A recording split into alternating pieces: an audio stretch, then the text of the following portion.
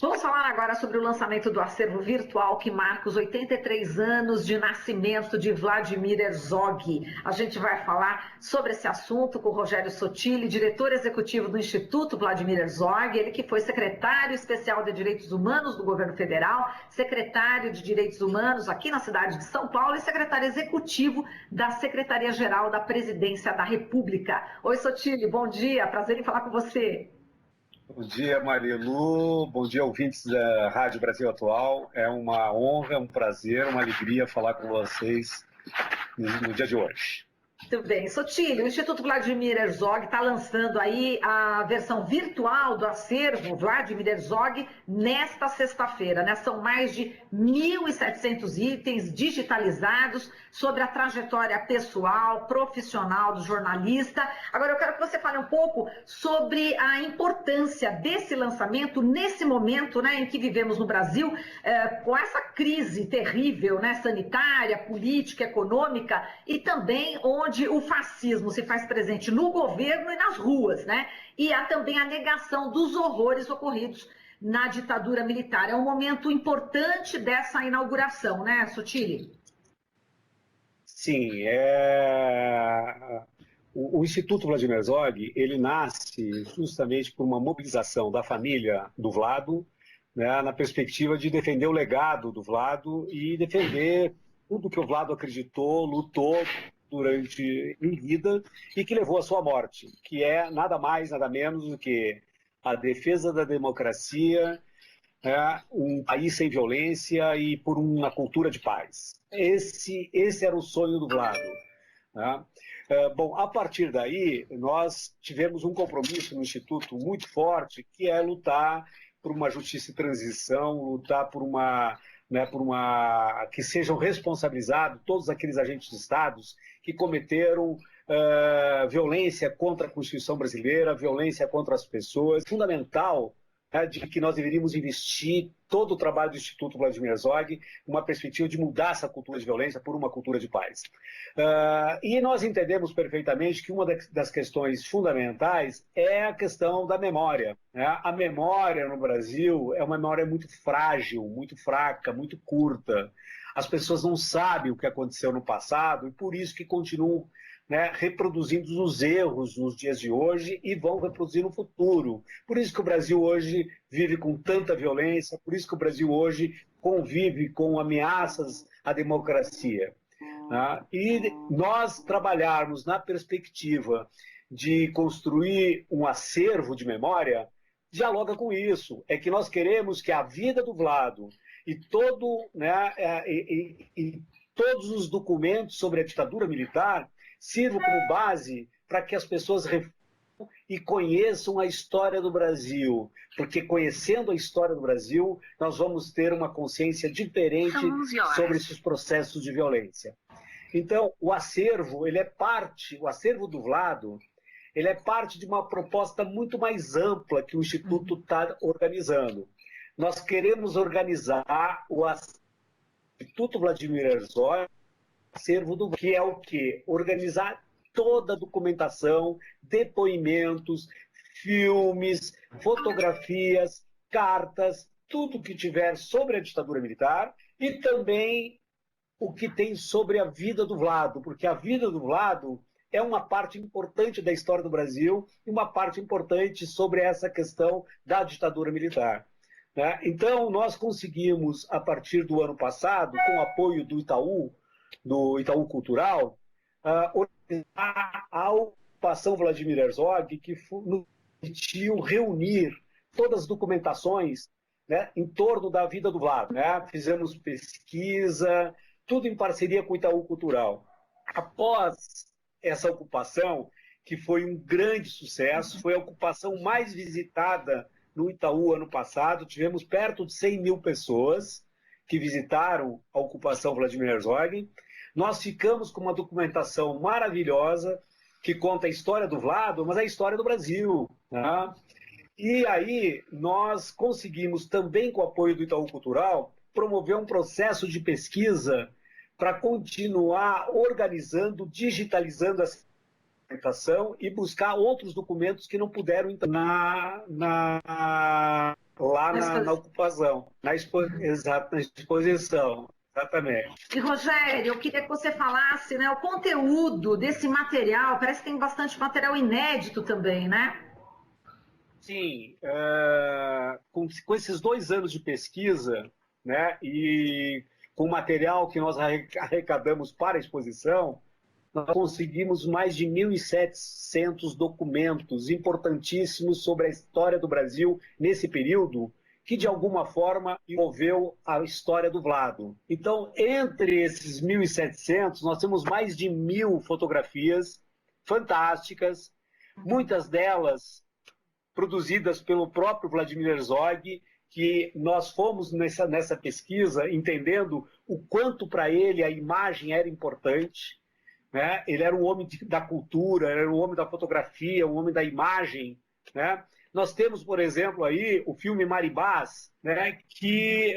Marimbás, que é um filme produzido por ele, né? Maravilhoso. Então nós temos nessa documentação o próprio documentário que ele dirigiu em 1963, né? E ele está inteiro. É um documentário lindo que conta sobre a vida de pescadores em Copacabana, no Rio de Janeiro. Nós temos mais de 60 cartas, né, escritas ou endereçadas para o Vlado, sabe? Cartas que o Vlado recebeu de gente do mundo inteiro, que, de certa forma, refletem esse período do Brasil sobre a ditadura militar, né? Nós temos uma série de vídeos inéditos, feitos em parceria, que a gente fez agora com o Museu da Pessoa, com depoimentos de pessoas daquela época que eram próximos ao Vlado, né? Enfim, nós temos uma quantidade de documentos incríveis. E na pesquisa, nós fomos identificando também algumas coisas inéditas. Algumas exposição. Por exemplo, né, sempre se tinha uma conversa de que o Vladimir Herzog, né, ele foi morto em 75 pela ditadura, né, por engano, né, ou não queriam dar um susto nele apenas, etc., porque ele era uma pessoa que não tinha envolvimento na política. Na verdade, nós encontramos um documento do DOPS inédito, né, que mostrava que o Vlado já estava sendo monitorado desde 1968 pelo DOPS, né? Então, é evidente que o Vlado, né, foi uma pessoa monitorada, perseguida, né, e não foi uma coisa que aconteceu, né, como uma surpresa, né, como sem querer, né? Foi uma coisa, então, um documento importante do ponto de vista da história do Brasil. Então, assim, é esse posto de documentação importante que nós vamos lançar agora. Mas é importante, Marilu, as pessoas entenderem que essa parte do Vlado, ela é parte, né, de um projeto de acervo e de memória do Instituto muito maior, né? Então, nós estamos organizando toda a documentação em torno do Vlado, que nós estamos chamando do acervo Vlado, tá? E nós estamos organizando toda uma documentação que é sobre a ditadura, cartas com ofícios, documentos oficiais, depoimentos. Peraí, e nós de novo. Nossa, mas tá horrível essa internet, tá picotando demais. Alguma coisa sobre esse finalzinho, você vai ter que repetir de novo, meu Deus. Vamos lá. E nós estamos também organizando todo um acervo, né, sobre a ditadura militar, documentos importantes, documentos oficiais, cartas, depoimentos de pessoas, fotografias, filmes, imagens, e nós queremos disponibilizar essa documentação toda do acervo do Instituto Vladimir Herzog.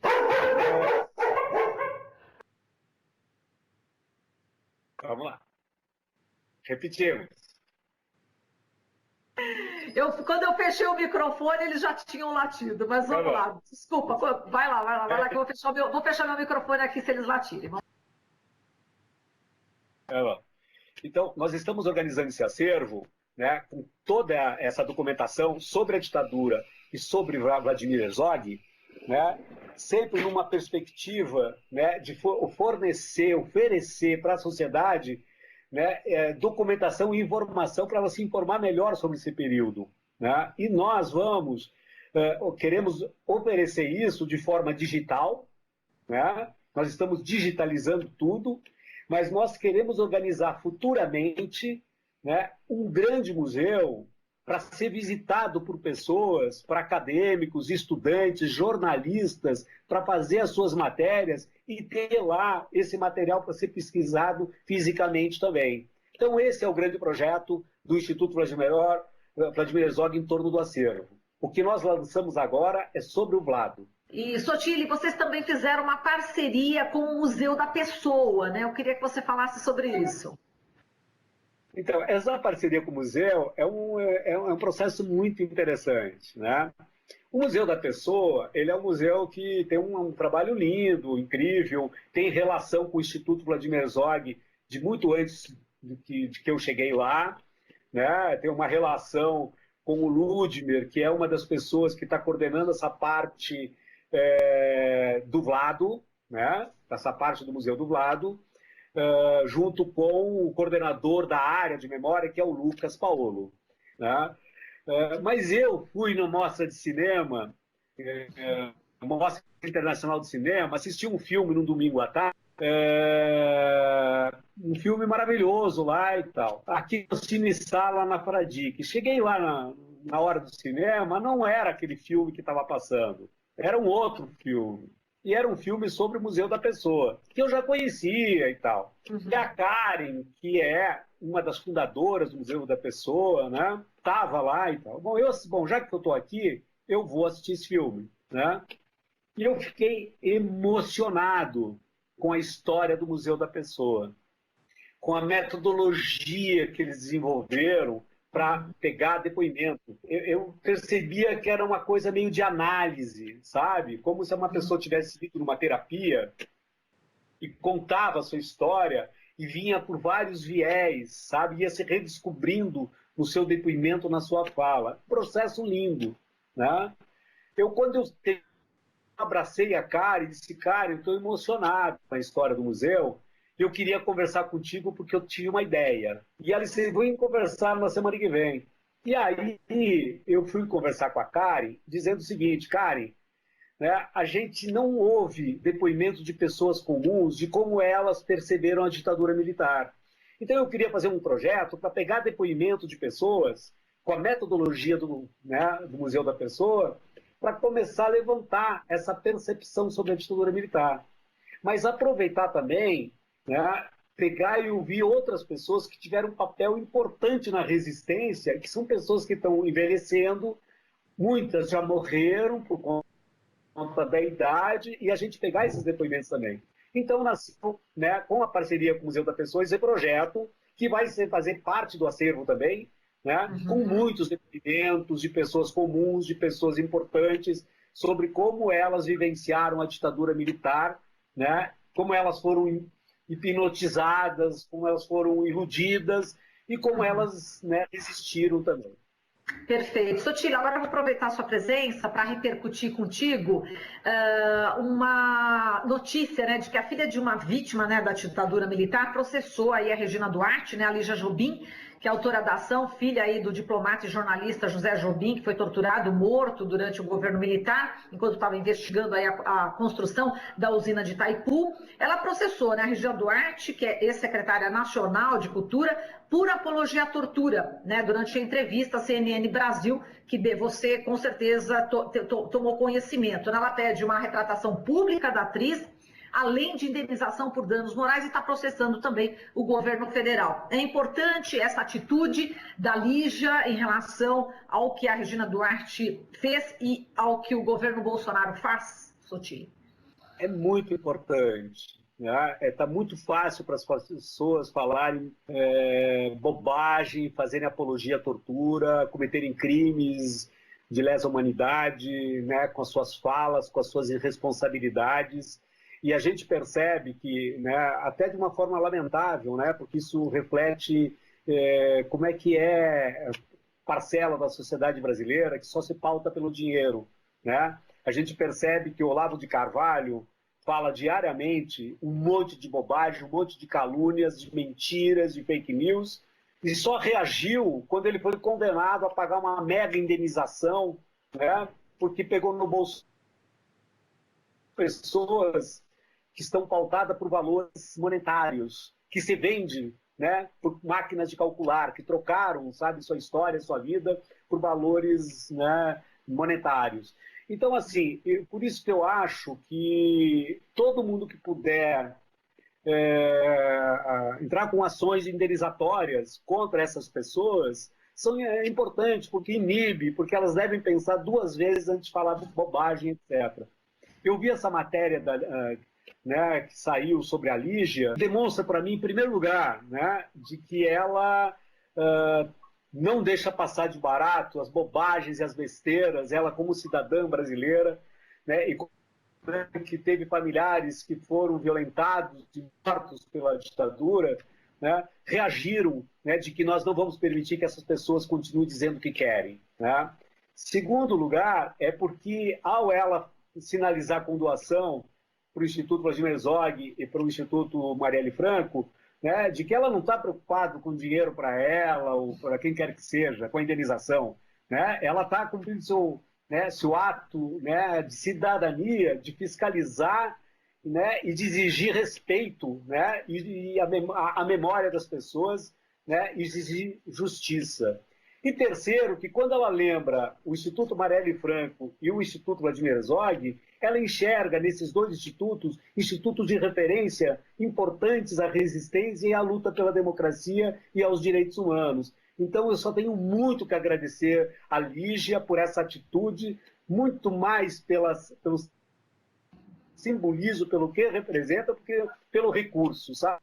Então, assim, eu estou muito emocionado, vou entrar em contato com ela, fazer isso pessoalmente. E Sotilli, hoje vai ter o lançamento da versão virtual aí desse acervo Vladimir Herzog, né? Sexta-feira, às 7 da noite, é isso, né?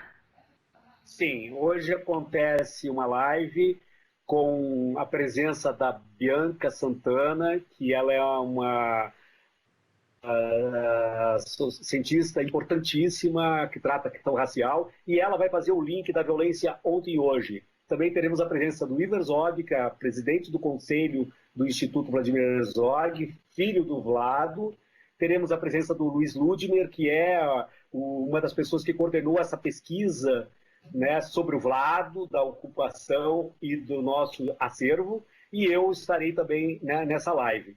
E é uma homenagem à vida do Vlado, que amanhã, sábado, completaria 83 anos, e nós queremos referenciar ele, que nós continuaremos a luta dele. E também uma homenagem a todas as vítimas de tortura, todos os familiares, porque hoje, sexta-feira, é o Dia Internacional de vítimas de tortura no mundo. Então, nós queremos, com isso, dizer que o Instituto Vladimir Herzog está extremamente comprometido.